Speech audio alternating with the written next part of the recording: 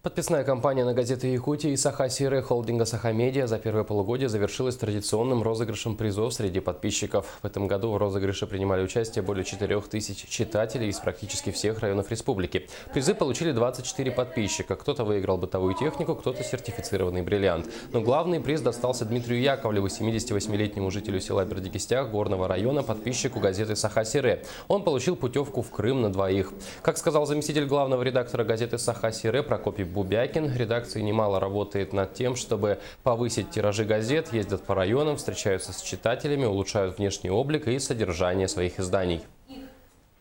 С прошлого года очень сильно взялись за подписку газеты наших изданий. Это газета «Якутия» и газета «Саха-Сире». Сейчас можно сказать, что наши издания, наши газеты взяли как своеобразное второе дыхание, стали лучше. Они не те, которые были 10 или 5 лет назад. Они все совсем новые по дизайну и по содержанию.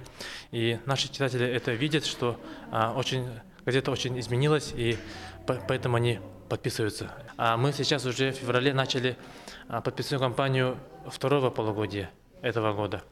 Мы уже объездили улусы.